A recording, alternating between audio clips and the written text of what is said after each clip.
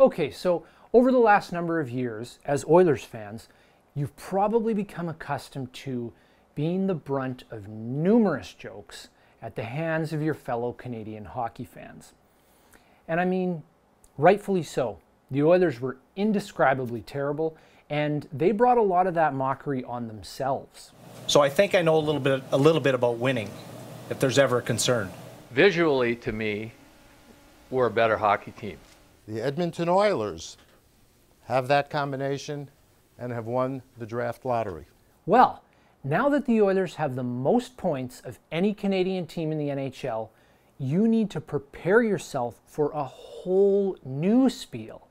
Rather than poking fun at the Oilers' failures, people are going to try to downplay their success. And the haters gonna hate. Ironically, the same. But I'm just gonna shake.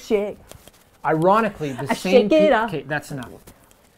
Ironically, the same people who claimed the Oilers would ruin McDavid are the same people who now claim he's the only reason the Oilers are having any success. Let's start with that one.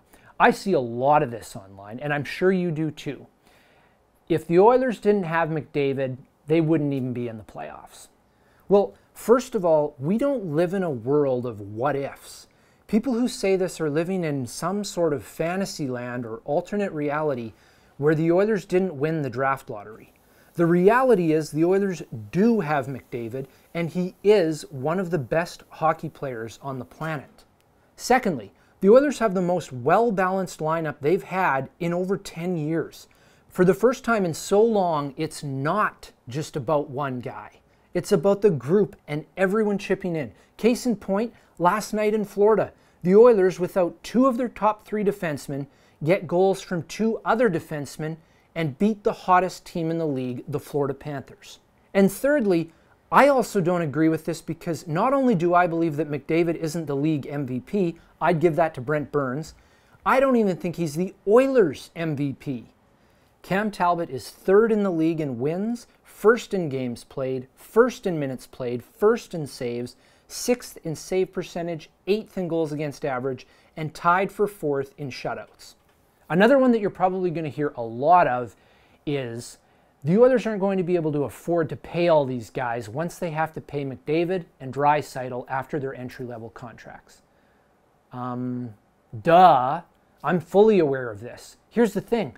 Of all the problems your hockey team can have, having to pay great players what they deserve is probably the most desirable problem a general manager can have, because it means that these players are having success, which probably means the team is having success, which means players would want to play in Edmonton. Sure, one of the $6 million men will have to be moved, possibly even two. That's a foregone conclusion. But Chiarelli has Klefbom, Larson, and Talbot locked up to solid contracts, and Maroon, Letestu, and Benning are all on bargain deals next year. Also, McDavid was Scholastic Player of the Year in the Ontario Hockey League in both 2014 and 2015. So, he's not an idiot. He knows he's going to handicap his team's chance of success if he signs for the absolute maximum salary allowed under the cap.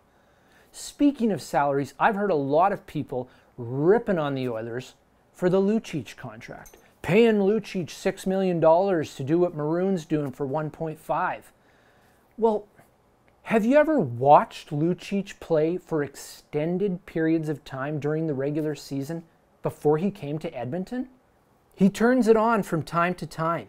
You can't play like that every game or you'll have a very short career.